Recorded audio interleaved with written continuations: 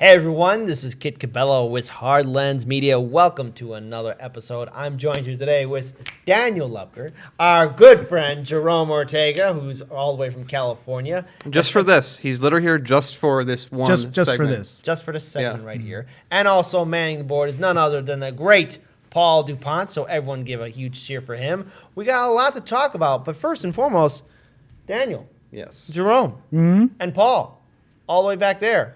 Guess what? Clinton is somehow back, everyone. She's back. And what do I mean by this, that she's back? Well, Clinton is still disappointed that Sanders held off endorsing her in 2016. And she was actually on Howard Stern's show. So I think it's only fair for our viewers and subscribers that you guys listen in onto this clip. And more importantly, you get to hear what she's saying. And surprise, surprise, she's going to be talking a little bit about Russia. So enjoy it. Do you just ever want to just lay in bed and say, fuck this, I'm getting out? I mean, I am going to go into full seclusion and they're never going to hear from me again. No. First of all, that would only delight my adversaries. So I would never do that. But secondly, I have this unique perspective, some of which we've been talking about today. I have a unique perspective. I have a particular understanding of the Russian threat. And it's not going to only be Russia. I mean, so you must be laying awake at night. I do. I worry a lot. Because you know what the shenanigans are. Yes, I worry a lot. You've negotiated with them. You've seen secret intelligence. I have. And you know that, there's these guys who from Nigeria who phone your home and somehow finagle $6,000 out of you by doing that. Yeah. And you're brilliant at it. Yeah. I can only imagine what's going on when Vladimir Putin sits there and plans against the United States. Well, but you can read the indictments against the Russians. And a lot of people didn't pay attention to it, but it's very informative and scary. Do you mean the Mueller report? Yeah, the indictments. Okay. The report itself, I think, is also worth reading. But if you read the indictments, basically they were like, hey, let's do everything we can to elect Donald Trump. I mean, those are quotes. Those are taken. words they those said. are words that taken. And they also said Bernie Sanders, but that's another day. Do we hate Bernie Sanders? What? Do we hate Bernie Sanders? No, I don't hate anybody. Bernie could have endorsed you quicker. He could have. He hurt me. There's no doubt about it. He hurt me. But going back to the indictments, because that's what's really important. Have you ever spoken to Bernie about that? No. You don't talk to him? I don't talk to him. Yeah, I mean, we did when he finally endorsed me and all that. But you're upset with him? No, disappointed. Okay. So, and I hope he doesn't do it again to whoever gets the nomination. Right. Once is enough. We have to. Everyone unite. We have to join forces. And, people could speculate and have some good reason to speculate about how bad it might be with Trump in the White House. Now we know. There's no guesswork. We know. Right. And we know that given his personality and his rage against anyone who questions him, Lord knows what he might try to do. So it's time to retire him. That's Bernie, the totalitarian dictator. Yeah. All right. So here, let's make things very clear so that everyone's listening and so we can, bring in the perspective. Kira, welcome to being on the show. Woo. What happened to Jerome? Where's he at? Jerome got kicked off the show. Sorry, Jerome. I know you came all the way from California, but... So, again, I got to say this about Hillary Clinton. Please go away, because everything you're adding is irrelevant as usual. And once again, remember, this is the same person who was saying that Tulsi Gabbard was a Russian asset and thus, charging her was a very serious crime. And now she's making this very same statement about Bernie Sanders, saying that, oh, well, I hope that he will endorse the Democratic nominee, whoever that is. That's interesting language that you're using, Hillary Clinton, because you're assuming, or from what you're saying, that Bernie Sanders isn't going to get the nomination, all the while conveniently ignoring the fact that he's getting a lot of endorsements from a lot of progressives, grassroots, and independent organizations, that he is really the front-running candidate, and all the other establishment candidates are grasping at straws. Yet the arrogance, the audacity of Hillary Clinton to even say this again about Bernie Sanders, that he is this divisive candidate and that Russia is somehow, spooky Russia is in the background, is somehow going to undermine our democracy. Our democracy is already undermined thanks to Citizens United and McCutcheon's decision, where money is speech and corporations are people. The people who are crippling our democracy are those in Wall Street, big banks, major corporations who've bought both the Democratic establishment and the Republican establishment. And Clinton is a prime example of neoliberalism. And here she is, once again, speaking out her fake lies, her fake truths, and she's just trying to remain relevant, clearly in a political environment that doesn't need her. But Paul DuPont, I want to mention something real quick because I want to bring you in on this. You mentioned two interesting tidbits of information about how she was basically saying that Bernie Sanders didn't fall in line quick enough to endorse her. So, Paul, do you mind adding into that conversation? Yeah, I thought that was an interesting thing that Hillary brought up was like, or that actually Howard Stern brought up, Bernie didn't endorse you soon enough. And so I was like, well, when did Bernie officially endorse Hillary? So it was on July 12th of 2016, which was roughly 2 weeks or so before the DNC convention. The DNC convention was July 25th through the 28th. And so I decided, so that's a pretty, you're kind of quibbling there. I mean, it was before the vote officially, right? It was before the actual convention. Like, what do you want? And then you go back to 2008, and Obama had essentially become the presumptive nominee at the beginning of June, and about a week later, that's when Hillary endorsed Obama. Now, that was a good 6 to 8 weeks before the actual primaries. So, but we're quibbling over a matter of weeks here. These are both after all of the states have voted in the primaries, but before the convention. That's the time period we're talking about. They both fall in that window. But somehow Bernie wasn't fast enough. He was a few weeks too slow. He was supposed to endorse her while he was running for Yeah. that spot. It's almost as if that she's complaining about something that she actually doesn't care about. She's complaining that, let's decode what she's saying. What she's saying isn't what she means. What she's saying is, I didn't win. It's clearly not my fault. It was my turn, my time. I got everything set up. I waited, and now I was here, and I didn't win, and it's not my fault. Whose fault is it? Bernie for endorsing me before the convention, but not soon enough. Right. And again, I will remind people, and this always gets lost in how things go. 12% of people that supported Bernie in the primary didn't support Hillary Clinton. 25% of people that supported Hillary Clinton in 2008 didn't support Barack Obama. So if there's anyone out there that you could say was not a team player, everyone remember Puma? Party Unity My Ass? That wasn't a Bernie group. That was a Hillary group. It's Hillary's people and Hillary on aggregate who have this issue. Bernie people turned out. It just so happened that she ran an abysmal campaign and told the people that she needed to get the votes from the most to go suck it, and if that didn't work. This is just Hillary Clinton. I'm sure she would be irate if Bernie Sanders won. Because if Bernie Sanders won and did a lot for the Democratic Party, everything that we expect him to do if he does win, then what does that mean? It makes the entire argument that was originally made by us and other people that Hillary stole the election from Bernie Sanders by rigging the primary at the DNC. And the entire thing that they can say is, well, he wouldn't have beaten Trump if he got in. If he beats Trump now when he's not just the nominee, but the elected president, that takes all these arguments that either her or Obama have made and just flushes them down the toilet.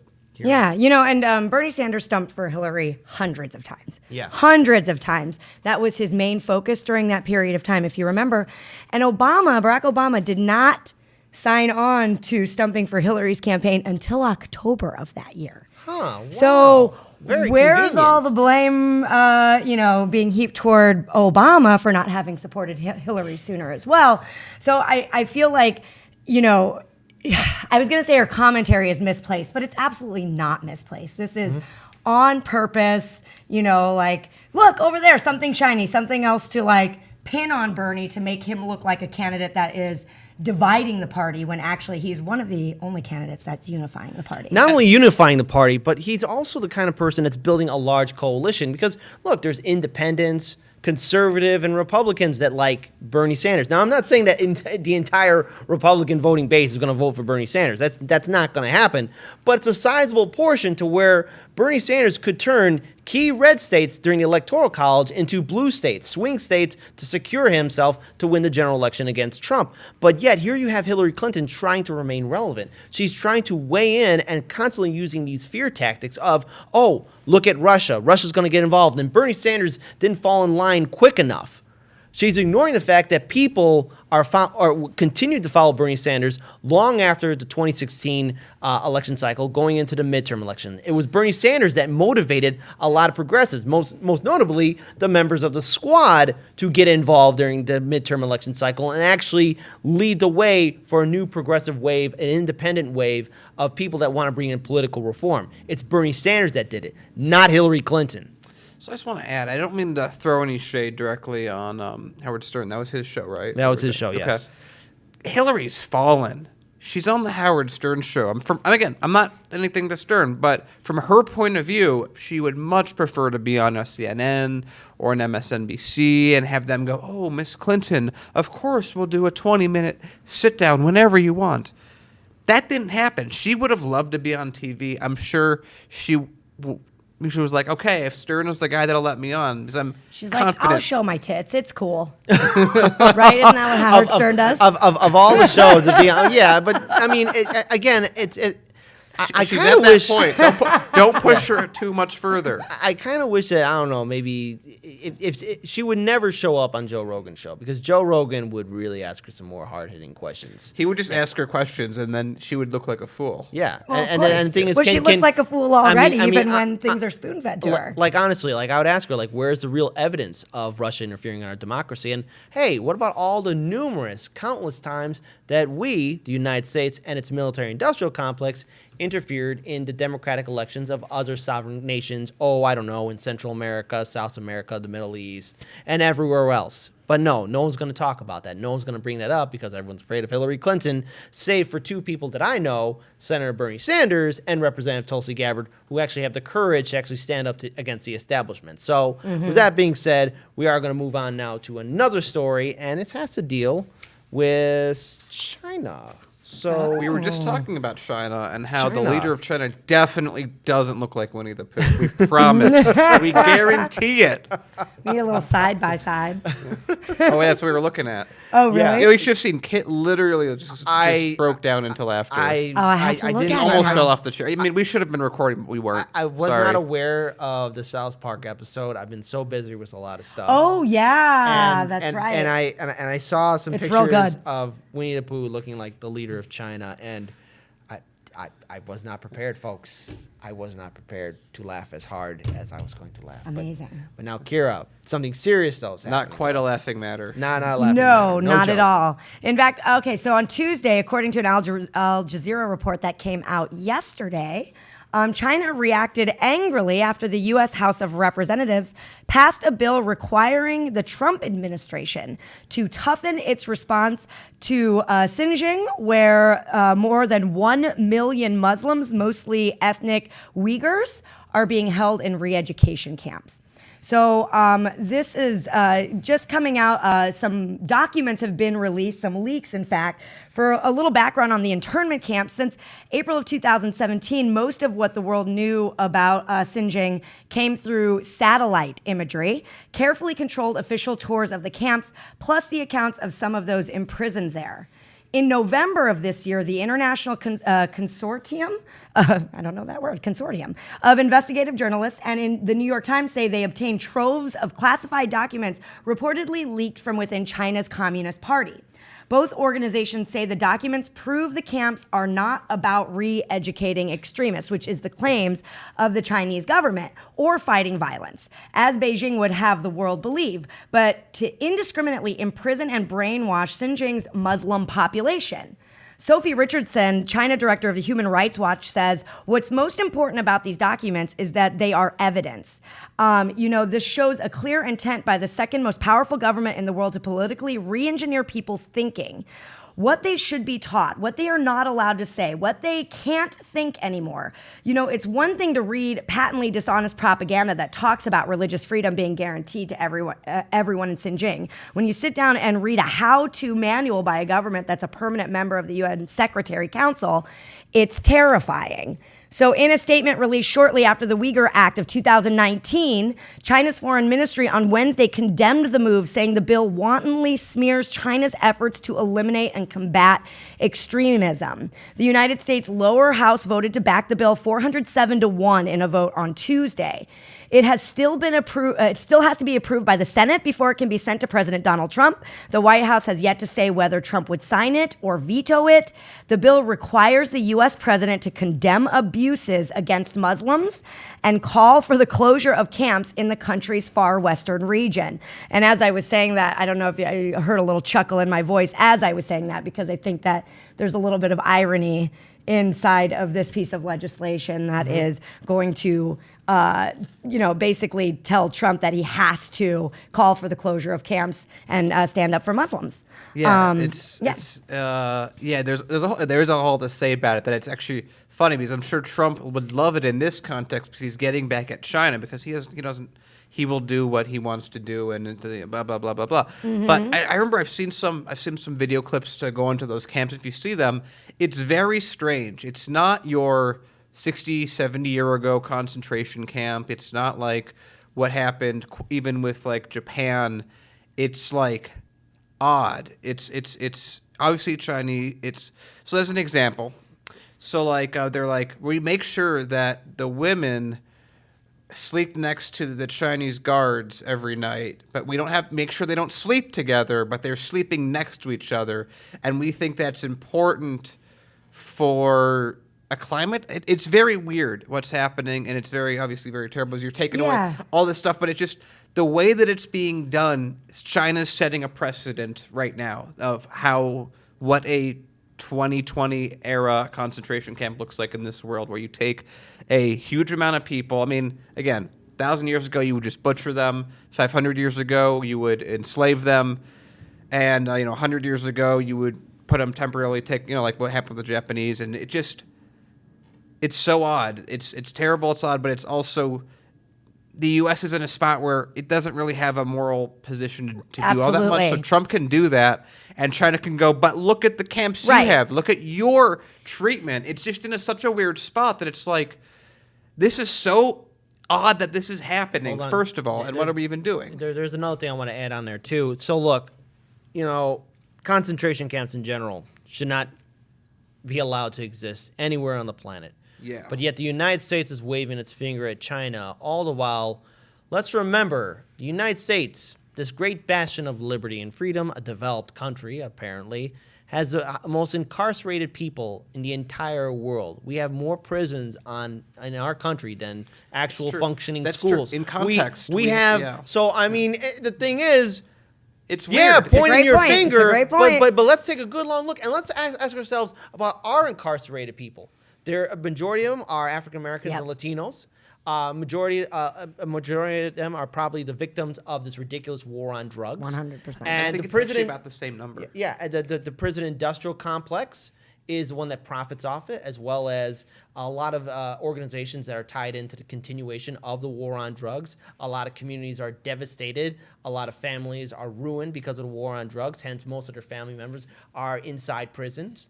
And yet, we are somehow going to point our fingers in the international community and say, no, you need to be better. We need to look at ourselves first, but we need to fix ourselves long before we can actually solve another problem. Paul? Yeah, I think you guys are missing like one of the crucial points here, and that is this is the safest humanitarian crisis to get mad about because America is not causing it. We can wag the finger at someone else. We didn't do it this time, guys. It's not us. It's someone else. Look how bad they are and how much that they aren't us. Yeah, and look how ethical we are. Oh, Yeah. wait. Oh, no, So But here on that note, like we're talking about, that's why I'm having such a hard time. Like how I always want to try and be internally consistent. So if I think one thing about something, I want to be consistent going, and it's like, how can I get more mad at China for doing something that the U.S. is still beating them at? In terms of just children displaced in camps, we're still winning.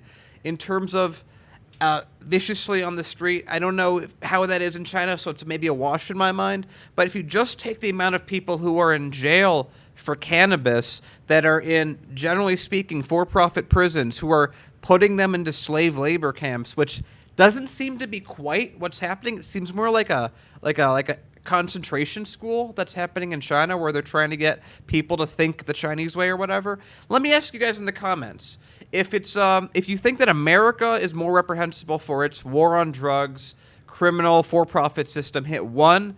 If it's China with a literal concentration camp and 1 million people that haven't committed crimes but aren't being jailed in the same way, hit 2. It's very confusing. Yeah, I think nonetheless, however you look at it, I think people across the world, I believe in this concept that the world is filled with generally good people.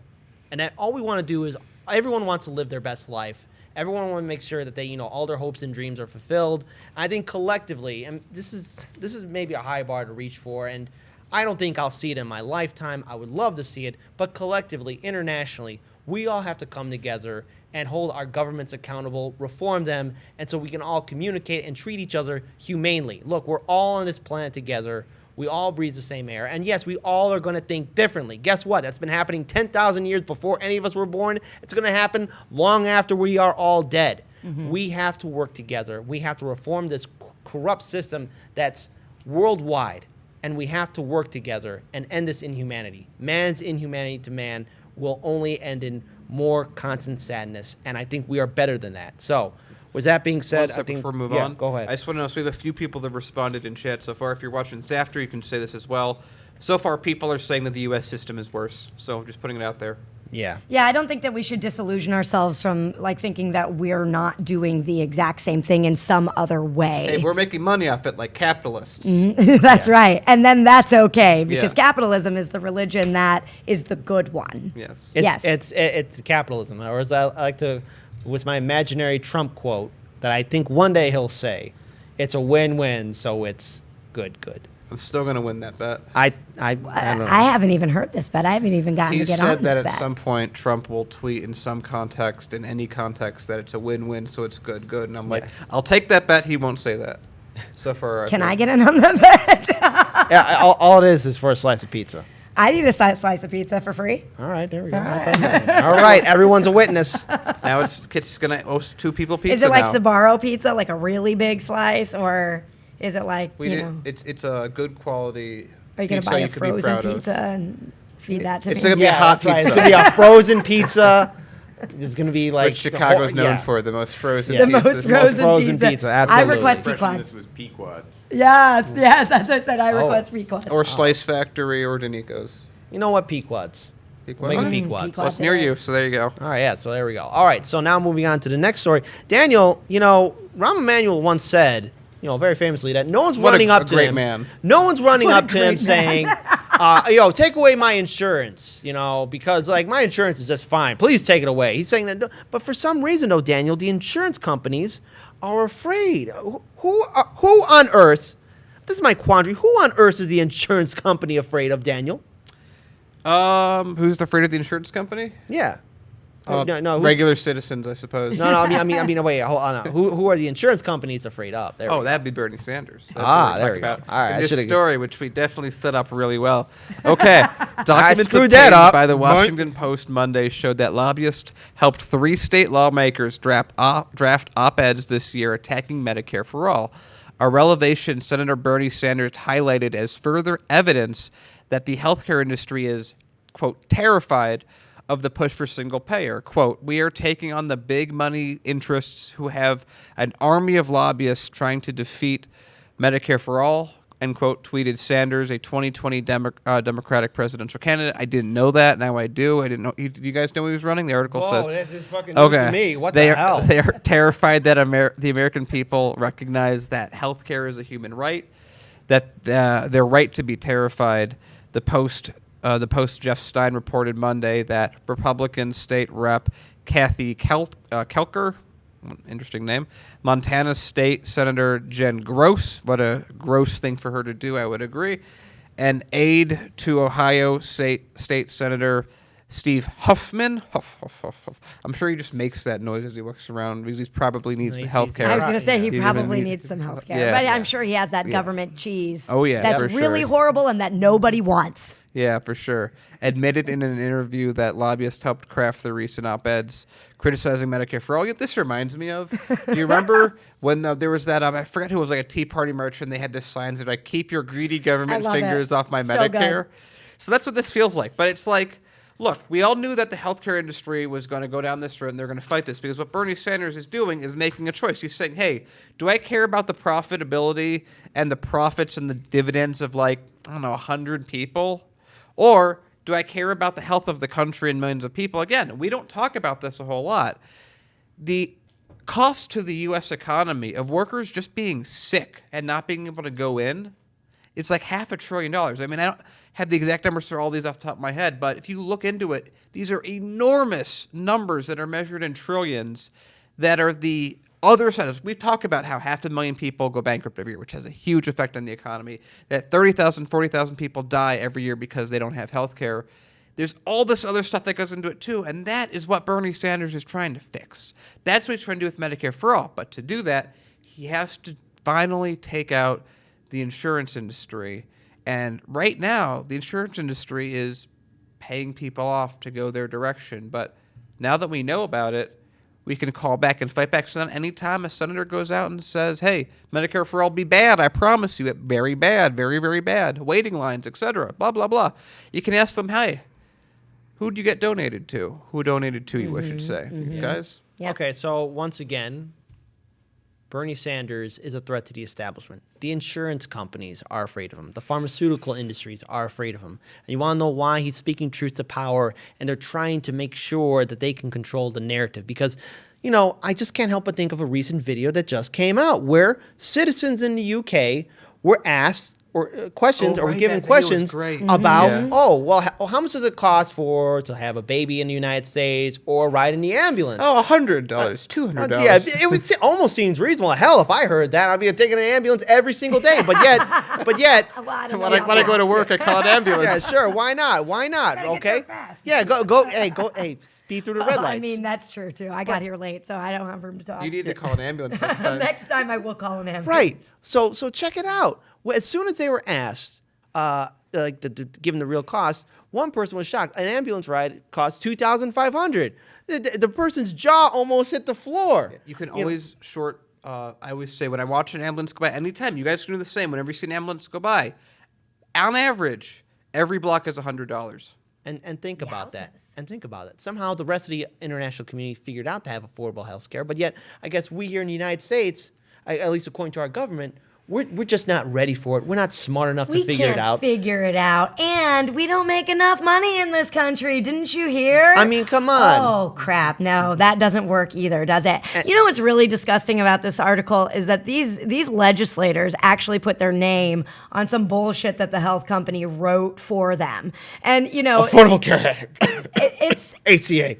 it's outrageous, and it's so bold-faced, and what's really sickening about it is most of their constituents will probably actually never hear about the fact that they did that, and I think it's so deceptive and really a use of an office that's really I don't know, like it's evil I know. to use your power in that way. I also want to add something else too. Look, especially in this video where people were being interviewed about costs in the United States and the United Kingdom, one person said, so if you're poor in the United States, you're basically dead. And the truth is that, yeah, you have Americans working 2 or 3 jobs just to make ends meet.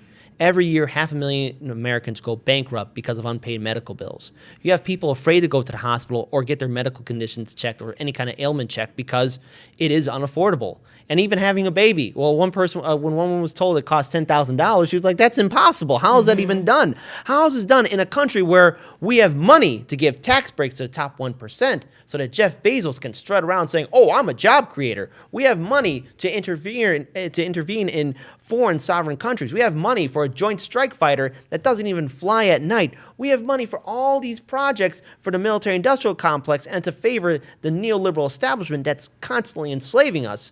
But we don't have money to take care of the people. I mean, we should all be angry. We should all be upset. The rest of the international community has affordable health care. They have Medicare for all. They have single-payer health care. They have figured it out. I mean, all of us need to be upset. Every time I'm driving here to the studio, I'm seeing more and more tent towns and tents underneath the bridges and viaducts coming here. And, you know, majority of people who are homeless, it's because of unpaid medical bills. It's because they were struck with an ailment. One bad day, and it's over for you here in the United States. Daniel, so just the last point around this out. So again, let's go through these costs and how stupid this is for the country. So let's just talk about, I don't know, like just medication. Let's just talk about mental health for a second. So if you need what normally in any other country would be a very affordable or free or cheap medicine that maybe in the UK is maybe 10 or 15 bucks a month or whatever it may be. But in the US, it's maybe like insulin. Maybe it's $500 a month. Well, now you're talking about, well, let's say $1,000 every 2 months. That's $6,000 a year you got to spend. And maybe you don't have that money because you're working 2 or 3 jobs and you're barely getting by. Maybe you had a savings of, I don't know, $2,000, which is more than most of the country, and you've gone through that right away. So now you can't afford that, which means maybe you can't maintain your job, which means then you lose your job, which means you're on the street, which means that you have, from the perspective of the government, gone from being a tax-paying citizen contributing to the workforce to something that costs on average $70,000 a year to deal with. And you're going to be demeaned. Your identity is going to almost be stolen from you because people don't treat homeless people as people. And all of that is because a company that could easily pay, like they do in other countries, $10 or $15 or charge you $10 or $15, knew that in their price curve that they can, if they charge people $100 or $500 a month, that they'll still make more money, which is the core issue of why so many people in America die. And again, who pays for that? It's just externalized costs, just like running a coal plant. It's externalizing the cost. You pay for not just the cost of this in your out of your pocket for your health care, you're paying for it in your taxes. 100%. Yeah. One of the lines in that article says that the insurance companies had taken out lines about we're paying more than any other country for healthcare. You know, all of these caveats that we know to be true. They completely wiped out any of those facts from these editorials very specifically, and it's because we are paying more than any other country for healthcare, and we're paying directly for it through our insurance, and then, like you said, on the back end through taxes, and people aren't aware of that. And to break that down even further, these are literally representatives and lobbyists who were getting, the lobbyists get paid directly as employees by the healthcare industry, lots of money, and they probably also get good healthcare, to go to these representatives, Democrats and Republicans who are elected by you, the people. And I always say, why don't we call these killings? Why aren't these killings? Why isn't this some kind of manslaughter? When a poor person kills another poor person, there's a trial and someone's found guilty. When representatives craft bills that are corruptly put together because of lobbied interests that end up killing thousands of people, no one bats an eye. I feel like was that Joker quote from The Dark Knight? Yeah. Like, the quote is, if I were to tell the press that a gangbanger is going to get shot or a truckload of soldiers are going to get blown up, no one's going to panic. But when I say that one little old mayor is going to die, well, then everyone loses their mind. And that's kind of where we're at now, is that no one expects... It's like when Steve Jobs died, everyone was like, well, he didn't take health. It's like, that's when it matters. But when it's regular people dying, it's just the system. Yeah. And so there's only one person fighting Medicare for all, and that's Senator Bernie Sanders. So now we're moving on to another story. Guys, you know, you may not know this about Senator Bernie Sanders, but he is a presidential candidate. He's running in the 2020 election cycle. I watch MSNBC. I don't know these things. Well, apparently, once again, there's another media blackout against Senator Bernie Sanders. On Monday night, PBS NewsHour segment on the state of the 2020 Democratic presidential primary highlighted Senator Amy Klobuchar's new ad campaign in Iowa. Oh, wow. Wow. They also managed to talk about Steve Bullock and John Cisak, who are out of the race. Oh, my God, those heavy hitters are gone. Oh, no. They even talked about Senator Elizabeth Warren's tender campaign moment and good old sleepy, creepy Uncle Joe Biden's no malarkey bus tour. Man, these are some hard-hitting facts. This is what's going to beat Trump. Oh, but they're not talking about Bernie. It's like He doesn't even exist. They're ignoring his huge rallies or all the endorsements that he's getting from progressive groups and grassroots organizations and independents and from people like AOC and Rashid Tlaib and Ilhan Omar. But no, and once again, it's another example of a Bernie blackout. This went on to say, current affairs editor Nathan Robinson wrote Tuesday, remember that Sanders has been number 1 in 2 out of 3 recent New Hampshire polls. You're never going to hear about that on the establishment media. And is currently second in Iowa, ahead of the frontrunner sleepy, creepy Uncle Joe Biden. I had to add it in there. They also found out that, plenty of candidates are struggling to get out the single-digit poll numbers, yet Joe Cislak and Steve Bullock are getting attention, and yet not even a photo of Bernie Sanders. Incredible. He's erased. He's gone. It's almost like Thanos snapped his finger and said, Bernie, bye-bye. Feel the burn. Yeah, no more burn anymore. So, again, the NewsHour segment just came weeks after a detailed analysis of MSDNC's coverage of Sanders in these times found out that the Vermont Center received both the least frequent and most negative coverage of the top 2020 Democratic presidential contenders. The corporate media's war against Bernie Sanders is very real. Jacobson's Luke Savage wrote last month, MSNBC, also known as MSDNC, of course, is hardly the only culprit. There's, of course, the New York Times, and let's not forget that in 2016, the Washington Post once famously ran 16 negative stories about Bernie Sanders in one day. Yet again, they're ignoring that Bernie Sanders is the front runner. So Kira, Daniel, Paul, let's all weigh in on the fact that, there's this clear media blackout. And I think it really tells the end of really establishment media and the true power of social media and independent media and the role that we are going to be playing, because corporate media just only favors the establishment. So, Kira. Daniel, first of all, it takes a lot of moxie to completely black out the number 2 nationally ranked candidate. I mean, did they think nobody was going to notice, first of all? Secondly, when are they going to get it through their heads that the more they do this, the harder we're going to come? I really think that sounded really dirty. And there you go. Sorry, we have fun here on Heartland really Media. didn't think about it. We have fun here. I did not think about that before saying it. We have fun here. The more that this happens, the more support Bernie is going to garner, because what we do know is that the electorate is sick of the establishment, the corporate establishment. And what it tells me as a voter when Bernie gets blacked out by corporate media is, wow, they really don't want him. He must be doing something right.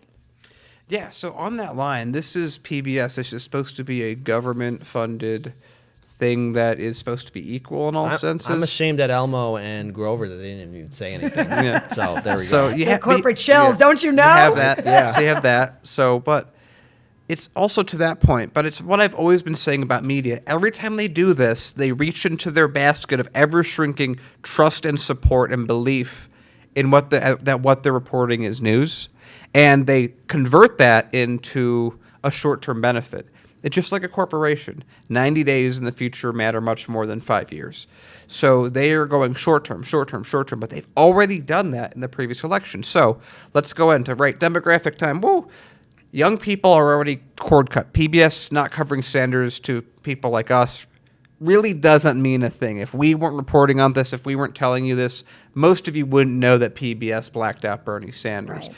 This is specifically targeted at elderly people, your boomers, what have you, your Gen X's, people that still watch TV but don't watch stuff on the internet. So these are the people that are always, remember, this is always what they're targeting. This is always their goal when they do this. This is what MSDNC does, this is what CNN does, and it also goes with their ages. Their ages of watching are like 70, a really young TV audience, believe it or not.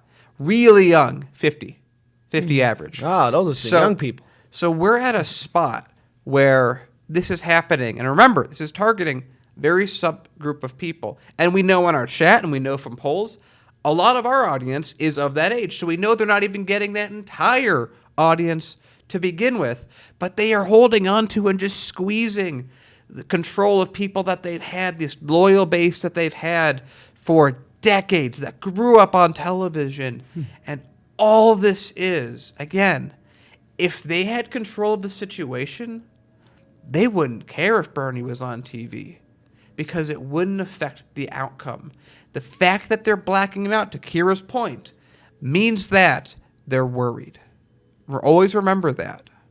Yeah. Mm-hmm. So, Yep. time to step up and get involved. Paul, do you want to add in anything? Sure. I'll mention this is not unexpected. I feel like one of the worries that I have is in the wake of 2016, and actually while 2016 was going on, there was a lot of accusation of, electoral fraud. There was accusations of rigging, and how come the media is so biased against Bernie? They either completely ignore him or he's smeared unfairly. And this is not all that different, but what I remind people is after the fact, after the 2016 primaries finished, after the general election had finished, more things kept coming up, right? So even after Bernie had already conceded, that we ended up getting the DNC and the Podesta email leaks. Debbie Wasserman Schultz stepped down. A court case ended up being filed against the DNC for rigging. It was thrown out because they are a private institution and they're legally allowed to do any kind of rigging they want, and they made that case in open court. The thing I'm getting at is, as much as we point at this now, I expect that we will find that there were even more nefarious backroom dealings attempting to undermine any chance Bernie has at winning the nomination. I fully expect to find more horrible things going forward. So, Jerome, what do you think in the back there? Jerome's got ideas. Wise counsel. Wise counsel. Awesome. But that sweater is really great. I love it. Actually, you know what? There's some people actually commented on how awesome that sweater is. Yeah, it's really rad. But this is a good segue. Jerome's already getting his old fan. Swagway. Speaking of swagways. Now, segue.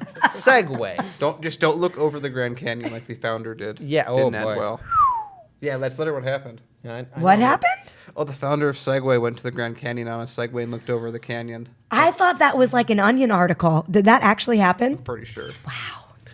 If I'm wrong, someone fact check me, but I'm pretty sure that's right.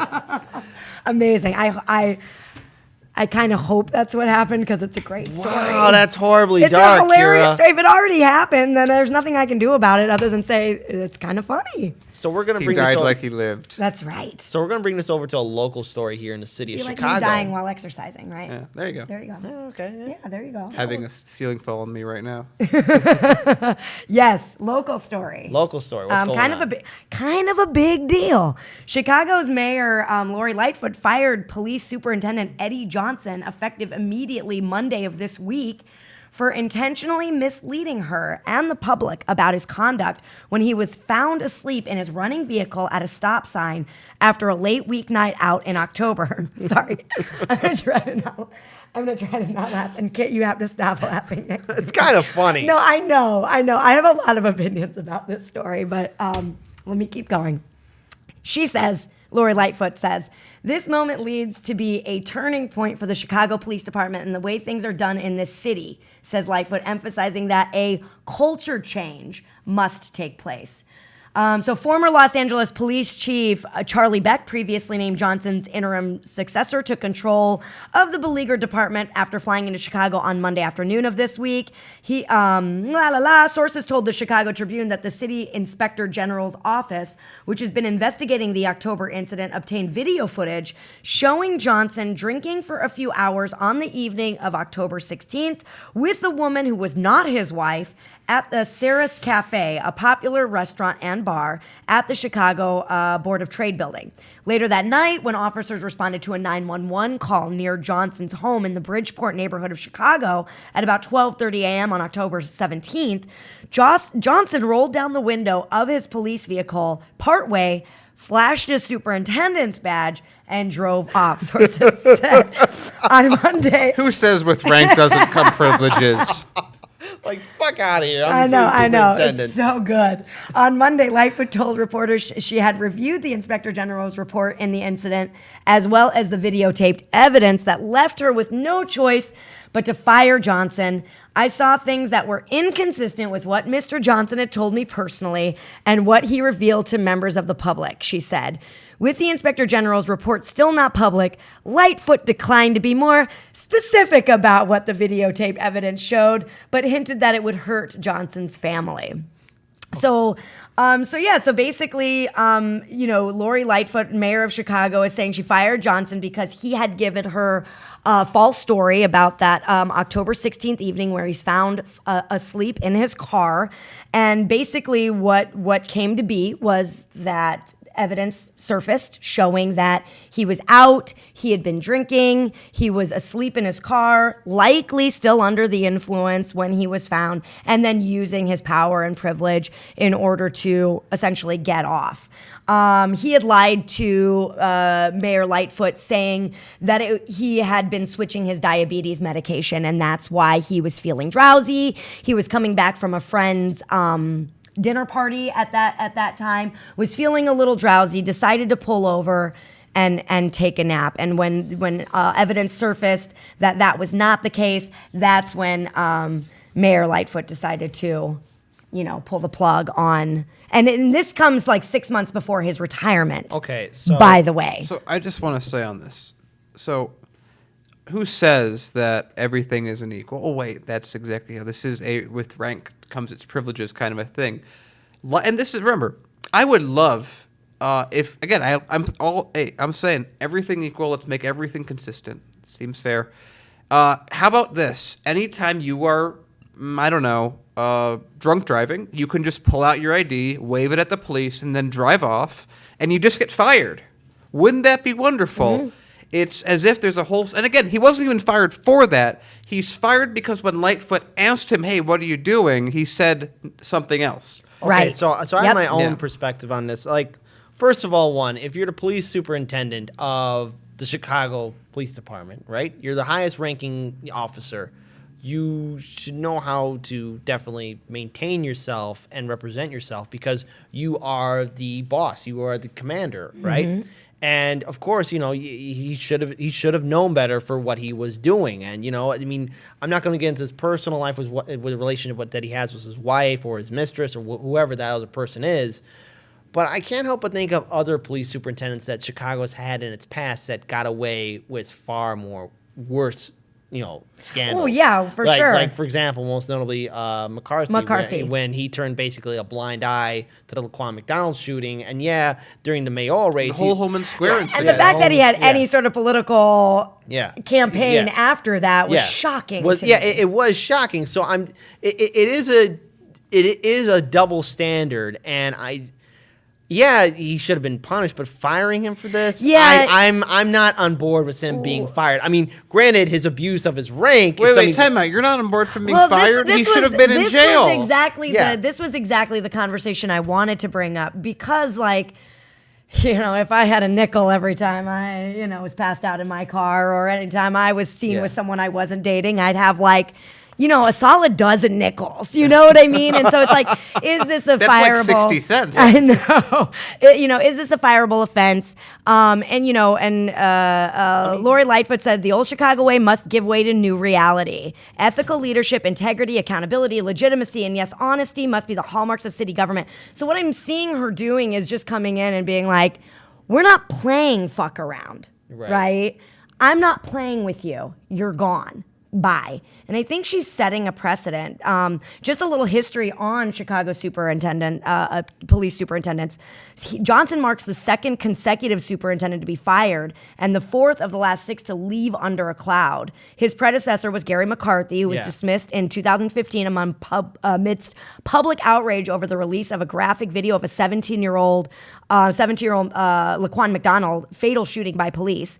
Philip Klein was forced to resign in 2007 after a succession of scandals, including criminal charges against several officers in the department's then elite special operations section, as well as an off-duty officer's videotape beating of a female bartender.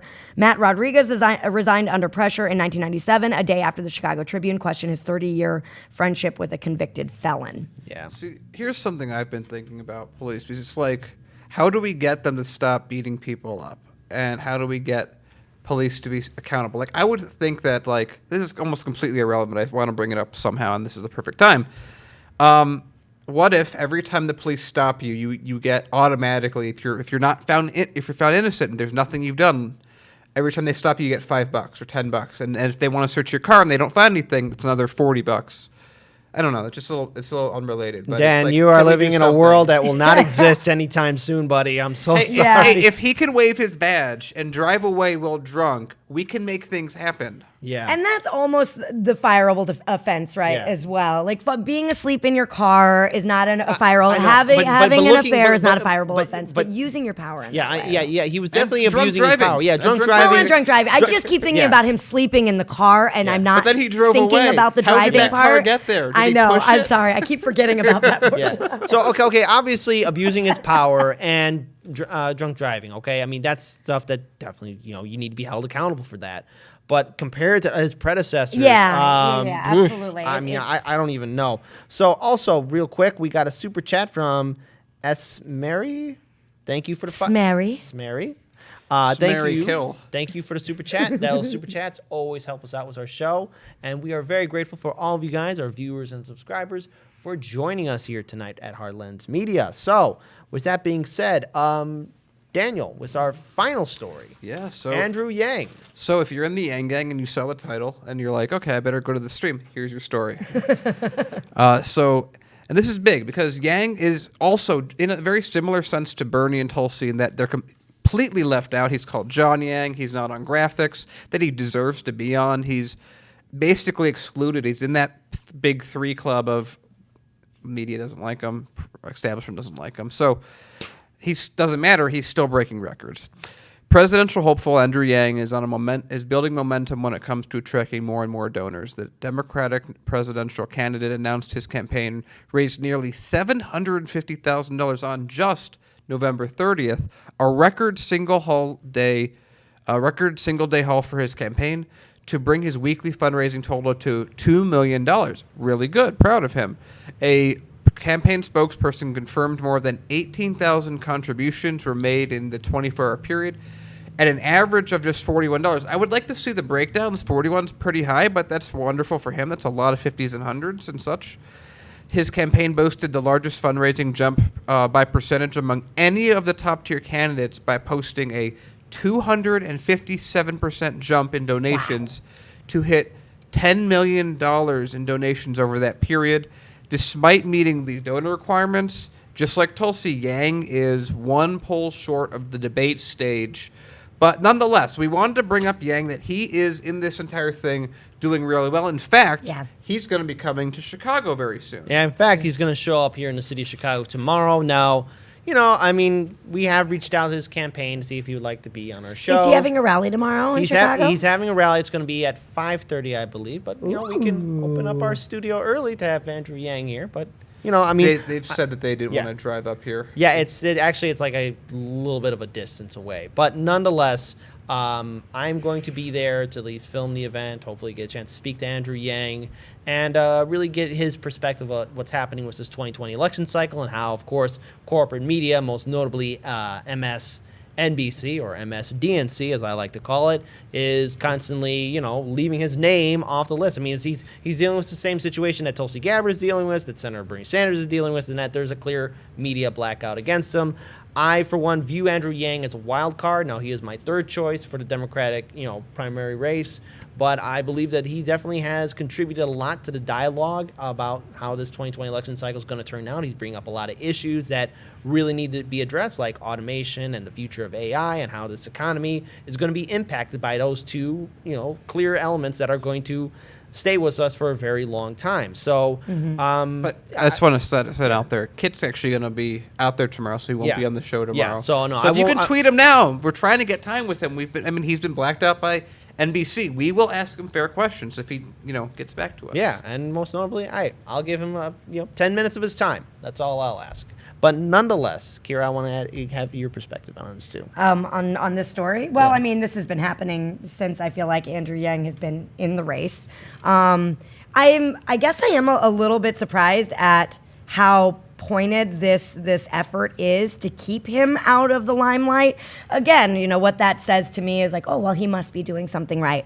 I love Andrew Yang's viewpoint and vantage point on the human spirit and how humans can actually thrive when they're not under the pressure of economics. And I think that his ideas around helping regular Americans is what is scaring establishment media. Yeah. And not only scaring it, but they just don't take him seriously. They just don't see him as an actual contender, which is crazy, especially with that kind of fundraising. And look, automation and AI are going to be real factors that are going to impact our economy. And the United States is stagnant in regards to dealing with the ever-changing economic and social environments that's happening worldwide. I mean, we are going to have to come to the realization that all the old standard jobs are going to be replaced, and people like to do things. People have to earn money, especially in this country. People have to earn money to get by. But I'm seeing Paul on the board real quick.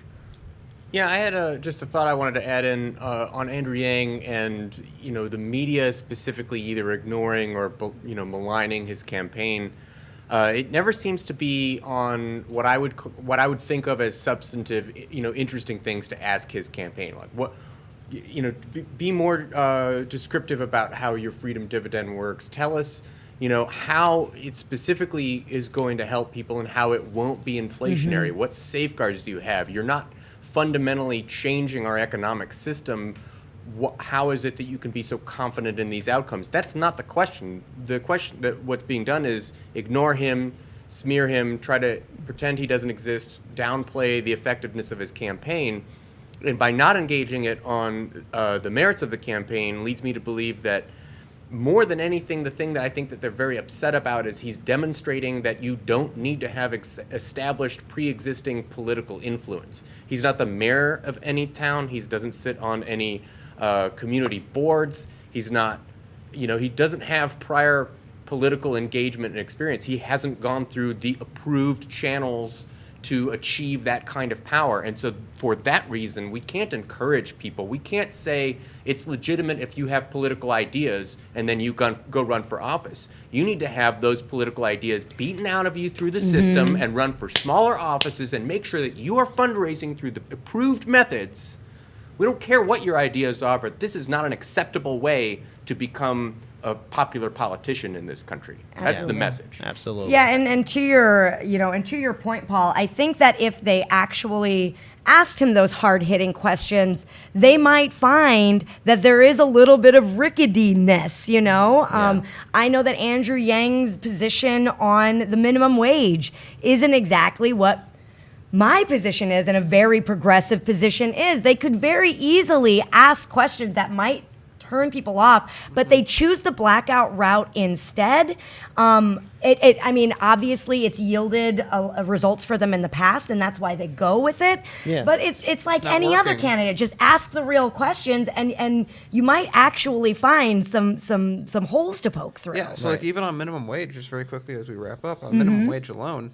So if we just say freedom dividend is $12,000 a year, family two, that's $24,000 a year. Someone that makes $15 an hour makes $35,000 a year. It's a big difference. Yeah, and not to mention, you know, even asking, hey, what's the future plan for automation, and also, I don't know, regulating artificial intelligence, because that's a conversation we're going to have. Now, of course, there's a lot of companies and tech companies that are investing into artificial intelligence, and, you know, there's no regulations to really hold that accountable. And no, I'm not trying to go into any kind of science fiction route, but I mean, it is a reality and something that we do have to address about the impact of AI and what role it will play in society.